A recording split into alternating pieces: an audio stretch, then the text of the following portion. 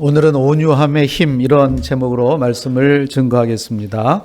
민수기 12장 모세의 온유함에 관한 귀한 말씀입니다. 모세는 물에서 건짐을 받았다. 이 구원에 관한, 즉 사실 모세는 예수님을 예표하는 그런 인물이죠. 구약에서 등장하는 인물 가운데 가장 온유했던 사람이 모세다 할 수가 있습니다. 이 온유함은 사실 힘이 있어요. 여기 사진 한 장 보실까요? 이것은 힘이 느껴지죠. 말이 지금 굉장히 막 달리는 그런 사진인데요. 이게 사실 여러분들이 보신 그 벤허라고 하는 영화에 보면 그 전차 경기가 나오잖아요. 그 상대의 그 벤허의 대적은 그 메살라라고 하는 사람이 아주 그 검은 말 4마리를 가지고 이렇게 나오고 바퀴에 막 톱니바퀴를 달아서 해할 생각으로 그러면서 막 자기의 말을 우승하도록 막 때리고 채찍질하는데 이 벤허는 그 손에 잡은 저 끈을 열심히 조절을 하면서 그 말들에게 사인을 보내면서 열심히 달리라고 해서 마침내 그 벤허의 이 말들이 승리하는 이런 장면이죠. 굉장히 그 감동이 있고 감격이 있습니다.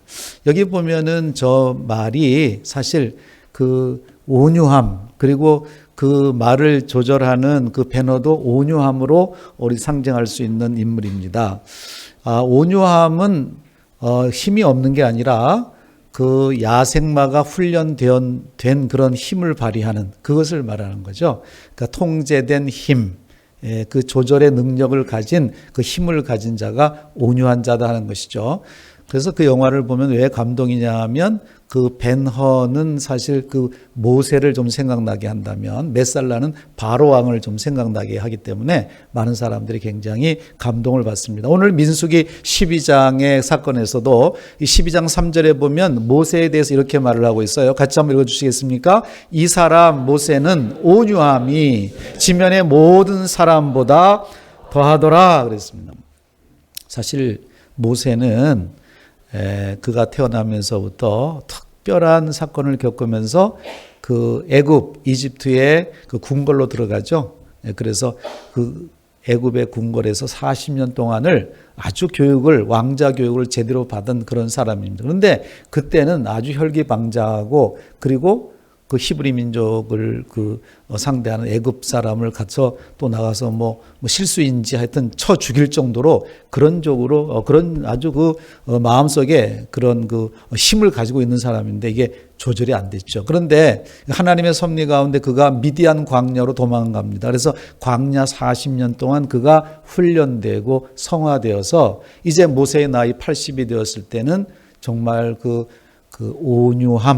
온화한 그런 지도자가 되어서 이스라엘 백성들을 애굽으로부터 끌어내어서 가나안까지 인도하는 그 민족의 지도자가 되는 것이죠. 오늘 저는 이 민수기 12장 본문을 통해서 이 온유함의 힘, 이 온유함의 특징이 무엇인가를 몇 가지 살펴보려고 합니다. 오늘 본문에 보면 이 온유함의 특징은 첫째, 온유한 사람 비방하지 않는다 하는 것입니다. 비방하지 않는다. 오늘 본문의 1절을 한번 여러분 보시죠. 모세가 구스 여자를 취하였더니 그 구스 여자를 취하였으므로 미리암과 아론이 모세를 비방하니라 그랬습니다. 이 아론과 미리암은 모세의 형이요 모세의 누이였습니다. 그런데 민수기 12장 1절에 보면 그 아론과 미리암이 모세를 비방합니다. 근데 그 이유가 뭐냐 하면 모세가 구스 여자를 취하였다는 거죠. 구수, 그 아프리카 여자를 사실 취한 거죠. 뭐 이제 자세한 내용은 나오지 않지만 그 아내 십보라가 죽고 이제 다시 그 이방 여자와 결혼한 것으로 보고 있습니다. 그러니까 그것이 이제 빌미가 되고 꼬투리가 되었는데 실제로 이 아론과 미리암이 모세를 비방한 것은 1절이라기보다는 2절이에요. 여러분 2절로 한번 눈을 가져가 보세요. 그 왜 비방의 속뜻이 무엇이냐 하면 그들이 이르되 여호와께서 모세와만 말씀하셨느냐 우리와도 말씀하지 아니하셨느냐 하며 여호와께서 이 말을 들으셨더라 이렇게 하고 있죠. 그러니까 이 말은 뭐냐면 그 미리암이 볼 때 미리암은 그 출애굽기 2장에 보면 모세가 갈대 상자에 이제 띄워질 때부터 역할을 하는 사람이에요. 그리고 출애굽기 15장에 보면 홍해를 건넜을 때에 모세의 찬양이 나오지만 또 미리암의 찬가가 나오거든요. 그러니까 소고를 치면서 그 백성들 앞에서 아주 지도자 역할을 감당했던 것이 미리암입니다. 그러니까 어렸을 때부터 모세의 후견인 역할을 하고 정말 사역을 도와서 정말 이 출애굽 사역에 있어서 지도자급으로 계속 모세 옆에서 함께 도우며 갔던 누나 미리암이죠. 그런데 그 미리암이 지금 이 모세가 구스 여자를 취하는 것을 빌미로 해서 아니 뭐 모세 너만 하나님께서 말씀하시는 종이냐? 이러면서 비방하는 것이죠. 우리가 이 하나님의 일을 하다 보면은 나도 하나님의 뜻을 깨닫고 나도 하나님께 기도하고 나도 말씀을 깨닫고 나도 하나님의 역사를 경험하는 사람인데 어떻게 당신만 그렇게 그 하나님이 세우신 지도자냐? 뭐 이런 마음을 갖고 지금 등장을 하는 거죠. 아론은 대제사장이요, 미리암은 선지자고 지금 모세는 왕 같은 역할을 하고 있어요. 그리고 이 이스라엘 공동체의 지금 리더십으로 하나님은 모세를 세워서 이끌고 가시는 거죠. 그런데 이런 비방 사건이 나는 것입니다. 뭐 자세히는 모르겠지만 이 미리암 마음속에 어떤 그 감정이 있어서 이렇게 비난을 하고 비방을 했는지, 뭔가 자기를 더 이상 높여주지 않는 것에 대해서 좀 화가 난 건지, 사람이 자기가 이렇게 자꾸 명성을 갖게 돼야 거기에서 여러 가지 따라오는 게 있거든요. 좀 부도 따라오고 여러 가지 혜택이 따라오는데 그것에 대해서는 불만인 건지 어쨌든 이렇게 비방을 해요. 그런데 3절부터 9절을 보면 하나님께서 개입하셔서 그 문제를 정리를 하십니다. 특별히 8절에 보면 하나님께서 나는 내 종 모세와는 너희들과는 환상으로 꿈으로도 물론 대화를 하지만 모세는 내가 대면해서 아주 명백하게 그에게 내 뜻을 알려주면서 이렇게 이끌어가는 내가 세운 지도자인데 왜 비방하느냐 이렇게 하면서 하나님께서 그들에게 벌을 내리시는 거죠. 그래서 미리암이 나병이 걸리게 됩니다. 그래서 그가 7일 동안 짐 밖에 이렇게 이제 격리가 되는 이런 사건이 나오게 되는 것입니다. 사실 하나님은 진노하셔서 죽이려고 하셨지만 모세가 용서해달라고 기도하는 바람에 이런 정도의 처벌이 지금 내린 것으로 오늘 성경은 보여주고 있습니다. 여러분, 우리가 비방할 때 그 꼬투리가 무엇이든지 간에 그 비방의 끝을 잘 보면 또 하나님께로 가는 수가 있단 말이죠. 그래서 그 비방하는 말을 하나님께서 들으셨더라 이 말이에요. 그러니까 우리가 이 온유한 사람은 이렇게 함부로 비방하면 안 된다 하는 교훈을 알 수가 있습니다. 비판하지 말라, 비방하지 말라 하는 거 우리가 잘 알고 있지 않습니까? 그런데 이것이 나의 교양으로 잘 안 돼요. 사실 이것은 십자가를 경험해야만 조금 되는 문제입니다. 즉 믿음으로 되는 거예요. 갈라디아 2장 20절 말씀 우리가 잘 암송하는 말씀입니다. 한번 같이 읽어보겠습니다. 내가 그리스도와 함께 십자가에 못 박혔나니 그런즉 이제는 내가 사는 것이 아니요 오직 내 안에 그리스도께서 사시는 것이라. 이제 내가 육체 가운데 사는 것은 나를 사랑하사 나를 위하여 자기 자신을 버리신 하나님의 아들을 믿는 믿음 안에서 사는 것이라. 그렇습니다. 우리는요 십자가에 내 자가 죽고 이제 내가 믿음 안에서 사는 것이라는 거죠. 여러분, 모세는 왜 이런 순간에도 그 비방과는 먼 하나님의 말씀의 지배를 받는 사람으로 살 수가 있었는가? 그는 믿음이 있었어요. 히브리서 11장 믿음장에 보면은 이 모세를 이야기하면서 히브리서 11장 23절부터 7절의 그 절수를 할애해서 모세가 믿음의 사람이었다. 그는 장차 오는 그 소망 가운데 현재의 고난을 극복할 수 있는 믿음의 사람이었다. 이렇게 평가를 하고 있는 것입니다. 여러분 그렇습니다. 우리가 믿음을 가져야 돼요. 하나님을 믿고 좀 내 눈에 비방거리가 나타나도 하나님의 큰 큰 섭리가 있다. 또 하나님이 역사하신다는 것을 믿는 믿음으로 하나님의 말씀에 순종하는 이런 성도들 되시기를 축원합니다. 우리가 비방하면 사실 상대방이 들을 뿐만 아니라 하나님이 들으시는 거예요. 그래서 절대 온유한 사람이 돼야지 비방하는 사람이 되면 안 된다 하는 것입니다. 두 번째는요, 이 온유함의 특징이 뭐냐면 하나님의 집에 충성한다라고 하는 것입니다. 오늘 본문 7절을 보시겠어요? 내 종 모세와는 그렇지 아니하니 그는 내 온 집에 충성함이라 그랬습니다. 그러니까 모세는 하나님의 집에 충성했다는 거예요. 하나님의 집에. 이 하나님의 집, 하나님의 일, 하나님의 비밀을 맡은 자에게 구할 것은 충성이니라. 고린도전서 4장 2절에 그런 말씀을 하고 있죠. 이렇게 모세는 충성할 때 그 입을 비방하지 않고 함부로 열지 않았다 하는 거예요. 사실 그 모세의 모습을 보면 예수님의 모습이 떠올라요. 일찍이 이사야 선지자가 이사야서 53장 고난받는 종의 노래 53장 7절에 보면 이런 말씀이 나와요. 예수님을 묘사하는 거죠. 그가 곤욕을 당하여 괴로울 때에도 그의 입을 열지 아니하였으며 마치 도수장으로 끌려가는 어린 양과 털 깎는 자 앞에서 잠잠한 양같이 그의 입을 열지 아니하였도다. 이런 그 고난과 오해와 여러 가지 아픔 속에서 그는 입을 열지 않고 묵묵히 잠잠히 하나님의 뜻에 순종했다 하는 것이죠. 여러분, 모세가 그랬습니다. 왜 이 하나님의 집에 충성할 때는 이렇게 입을 크게 열면 안 되는가? 이것은 영혼에 관한 일이요, 생명에 관한 일이에요. 가정에 어린 아기가 있을 때 그 아기를 키우려면요, 막 함부로 하고 소리 지르고 딱딱하게 해서 되는 게 아니에요.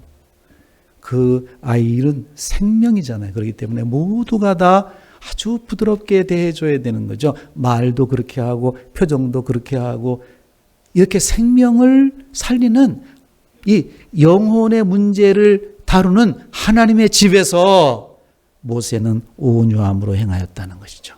여러분, 우리는 하나님의 집에서 여러 가지 일을 맡아서 봉사하고 있죠. 민수기 16장에 보면 고라당이 모세를 또 반역하는 장면이 나와요. 뭐라고 하느냐 하면 왜 모세만 그런 일을 하느냐 그랬을 때 뭐라고 대답을 해줍니까? 너희가 분수에 지나다. 너희가 그래도 이 제사에 수종 드는 일을 맡았으면 그 너희가 맡은 일이 작은 일로 여기느냐 이렇게 말씀해요. 여러분, 그렇습니다. 우리는요, 내가 이 정도 자격이 되는데 나는 이런 작은 일을 맡아 되겠나 이런 생각을 하기 쉽지만 사실 우리가 하나님의 은혜를 받은 사람이라면 나처럼 부족한 자가 오늘 나에게 이렇게 큰 일을 맡기셨구나 이런 마음으로 봉사를 해야 되는 거예요. 내가 여기 앉아서 이렇게 봉사할 자격이 없다. 내가 이 일을 맡을 만한 자격이 없다. 그런데 하나님이 나에게 은혜를 베풀어 주셔서 내게 이렇게 큰 일을 맡기셨다. 이래야 되는데 이 고라당은 우리가 이거밖에 안 된단 말이야. 그래서 하나님께서 너 이거 너무 분수에 지나친다. 여러분, 자기가 맡은 사명, 자기가 받은 사역, 자기가 받은 은사, 자기가 가진 달란트를 가지고 그 일에 충성하시기를 바랍니다. 내 맡은 본분에 내가 충성할 뿐이다 하는 거예요. 그런데요, 우리가 많이 맡고 여러 가지 사역을 하고 점점 위치가 올라가고 그럴 때 뭐가 필요한가? 그때마다 온유와 겸손이 필요해요. 우리는 이렇게 생각하죠. 회사에도 이 말단부터 시작해서 중역으로 올라가고 임원이 되고 사장님이 되면 아주 올라가면 딱딱하고 막 무서울 것 같지만 실제 그렇지 않은 경우가 너무나 많아요. 가서 사장님을 뵈고 회장님을 뵈는데 아니 저렇게 애기같이 저렇게 겸손하고 단순해서 어떻게 이 큰 회사를 이끌고 가지 그런 경우가 많다고요.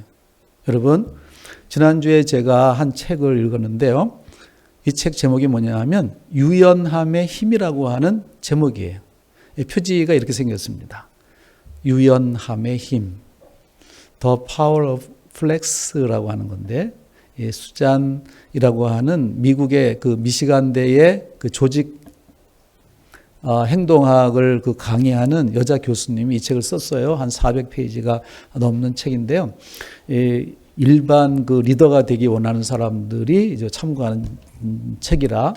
그런데요, 이 책을 보면서 제가 느낀 건 뭐냐면, 야, 이거는 가정과 교회보다도 일반 회사나 일반 직장이나 일반 공동체에서도 올라갈수록 뭐가 필요한가? 유연함의 힘이 필요하다는 거예요.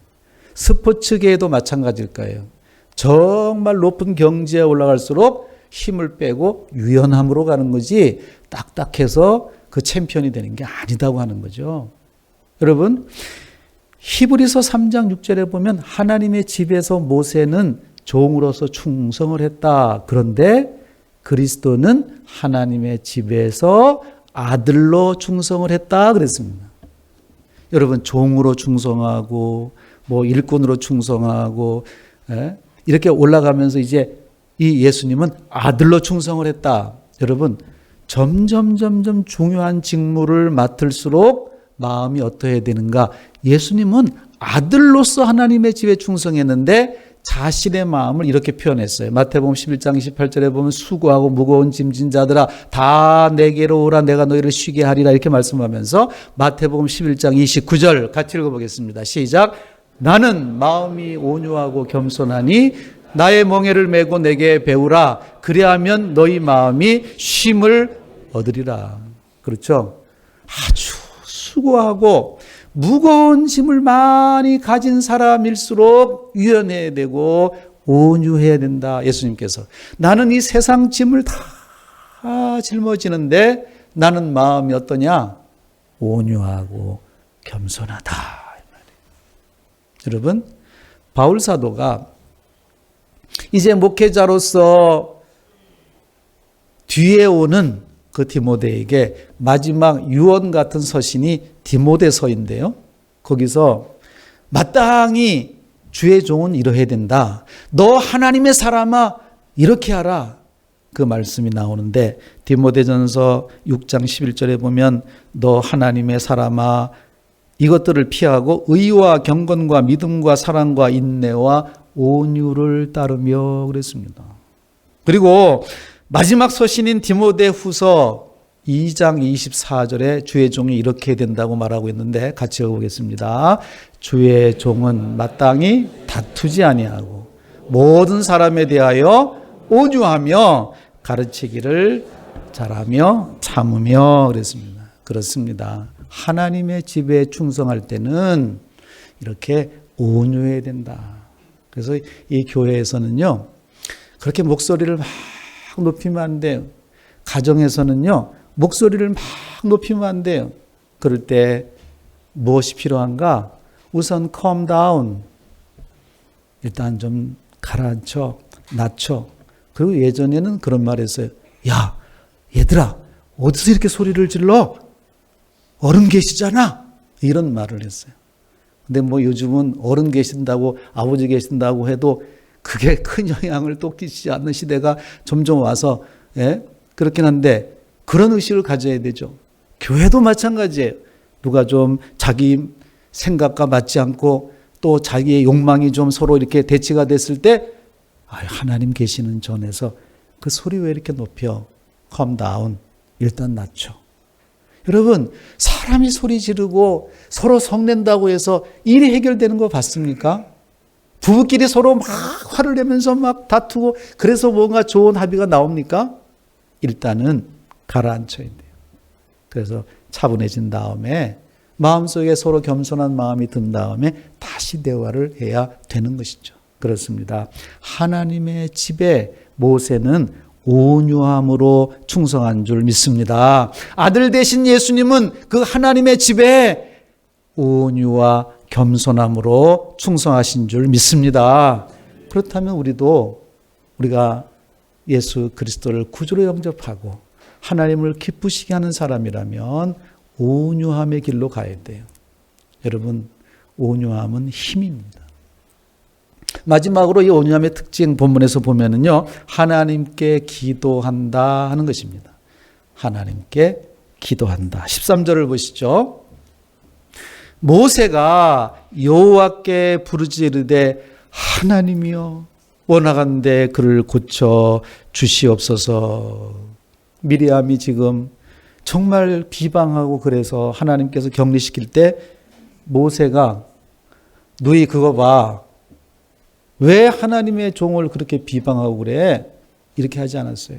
그는 바로 하나님을 찾아서 하나님께 기도합니다. 하나님이여 그를 고쳐 주시옵소서. 이게 모세의 마음이에요. 여러분, 우리는 문제가 생길 때 자꾸 사람을 찾아요. 그러나 하나님의 사람은 문제가 생길 때 하나님을 찾아요. 바로 기도하는 것입니다. 기도하는 거예요. 모세는요, 이스라엘 백성들이 이렇게 문제가 발생하면 그는 기도했어요. 민수기 11장 2절을 보세요. 이스라엘 백성들이 원망하면서 막 원망의 불꽃이 막 올라갈 때 백성이 모세에게 부르짖음으로 백성은 모세에게 와서 막 이렇게 할 때 모세는 어떻게 했습니까? 모세가 여호와께 기도하니 불이 꺼졌더라. 할렐루야. 그렇습니다. 이것이 온유한 지도자의 모습이에요. 이사야서 53장 고난받는 어린 양의 모습 맨 마지막 절 이사야 53장 12절에 보면 예수님은 많은 죄를 담당하시고 범죄자를 위하여 기도하셨느니라 그랬습니다. 예수님은 중보자예요. 항상 기도해 주시는 분이라는 거예요. 여러분 그렇습니다. 기도해야 마음속에 온유함이 생기는 거예요. 우리는요. 그 사람 참 겸손하고 온유함, 참 저 사람은 연세가 높아서 그렇겠지? 그 세월이 많이 지나서 저렇게 됐겠지? 여러분, 세월 많이 지난다고 그렇게 되는 게 아니에요. 저 사람은 교회 다닌 연수를 들어보니까 와, 오래됐어. 모태신앙이래. 여러분, 교회를 오래 다닌다고 해서 이 온유함이 생기는 게 아니에요. 저 사람은 보니까 교육을 많이 받아서 학위가 있는 사람이래. 여러분, 교육 많이 받아서 온유함이 생기는 게 아니에요. 저 사람은 산전수전을 다 겪었대. 군대도 아주 힘든 데 나왔대. 여러분, 그런다고 해서 온유함이 생기는 게 아니에요. 이 문제를 해결하려면 일찍이 스가랴 선지자가 외친 것을 한번 들어봐야 됩니다. 스가랴 4장 6절을 같이 한번 읽어보겠습니다. 만군의 여호와께서 말씀하시되 이는 힘으로 되지 아니하며 능력으로 되지 아니하고 오직 나의 영으로 되느니라. 성령으로 되는 줄 믿습니다. 여러분, 우리가 성령 받아야 이것이 가능한 거예요. 성령 충만 받아야 됩니다. 성령 받으면 성령의 열매가 맺히는데 갈라디아서 5장 22절 23절에 보면 성령의 열매 9가지 열매 가운데 무슨 열매가 있습니까? 온유라고 하는 열매가 있어요. 그러니까 그 사람이 힘을 조절하는 사람, 함부로 화내고 함부로 소리지고 그러지 않은 사람, 참 겸손하고 힘은 있는데 그 통제된 힘을 가진 온유한 사람이 할 때는 그 사람은 이미 성령의 열매가 맺혀지고 있는 것이라는 거예요. 여러분, 절대 나의 방법으로 나의 욕심으로 하나님의 일이 되는 게 아닙니다. 우리는 보통 온유 그러면 나약하다, 수줍다, 어떤 리더십의 양념 정도로 그렇게 생각하지만 그게 아닙니다. 이 온유함은 사실 리더십의 본질과 같아요. 이 온유함을 가진 사람의 마음의 태도는 세 가지로 나타나는데 첫째가 겸손이에요. 두 번째가 관용이에요. 세 번째가 평안입니다. 이 사람은요, 자기가 그만큼 알면서도 겸손해요. 사실 모세가 교육받은 거 아는 것으로 하면 이집트의 궁궐에서 교육을 받았잖아요. 그런데도 모세는 미디안 광야에서 그 고난, 양떼와 같이 그 땅을 밟으며 흙을 만지며 그렇게 해서 이 사람이 정말 성화됐어요. 그래서 어떤 사람을 만나도 관용할 수 있는 마음이 되었죠. 그래서 그 출애굽기 이스라엘 백성들이 그 광야를 지나는 동안 수많은 일이 일어나는데 그거를 다 재판해주고 판단해주고 그걸 해결해주고, 그렇지만 자기의 마음의 평안은 깨지지 않는 거예요. 어떠한 일을 만나도 어떠한 순간에도 내 마음속에 있는 이 평안, 하나님이 주신 평안은 아무도 뺏어서 갈 수 없다. 여러분, 그렇습니다. 이 시대에도 하나님의 집에도 가정에도 교회에도 온유함이 필요해요. 온유한 지도자가 필요해요. 참 따뜻하고 온화한 분, 친절하신 분, 참 부드러우신 분이야. 참 저분은 젠틀해. 그런 그 온유함의 지도자가 필요한 시대가 되었어요. 여러분, 우리가 한번 상상해 보면요, 그 바로, 이집트의 왕 바로의 얼굴은 어떤 모습이었을까? 강팍한 모습이에요. 사나운 모습이에요. 어두움의 왕의 얼굴이에요. 그러면 모세는 어떤 얼굴이었을까? 모세는 하나님을 늘 대면하니까 그 얼굴에 광채가 나는 얼굴이에요. 그리고 온유함의 얼굴이에요. 이것이 하나님의 사람의 특징입니다. 온유함은 힘이에요. 그리고 온유한 삶을 살 때 주어지는 하나님의 축복이 있어요. 사실 팔복이라고 예수님께서 산상수훈에서 8가지 복을 말씀하셨잖아요. 그 중에 마태복음 5장 5절에 보면 이런 복이 선포됩니다. 같이 한번 읽어보겠습니다. 온유한 자는 복이 있나니 그들이 땅을 기업으로 받을 것이며. 그렇습니다. 땅은 누가 차지하는가? 바로가 차지하는가? 강팍한 자가 차지하는가? 그렇지 않다고 하는 거예요. 온유한 자가 땅을 차지한다는 거예요. 사나운 맹수는 점점 개체수가 줄어듭니다. 그런데 부드럽고 온유한 그런 존재들은 땅을 차지하도록 하나님이 섭리를 하셨다고 하는 것입니다. 여러분, 오늘 우리는 이 모세가 민수기 12장에 이런 비방 사건에서 보여주는 모세의 모습은 참 그는 온유하다. 그래서 모세의 온유함이 참 이게 다른 사람이 따라갈 수 없는 경지에 이르렀다.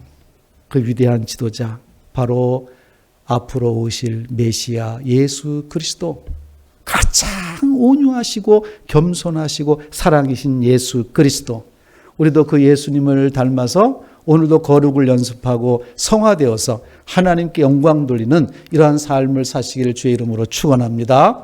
아멘.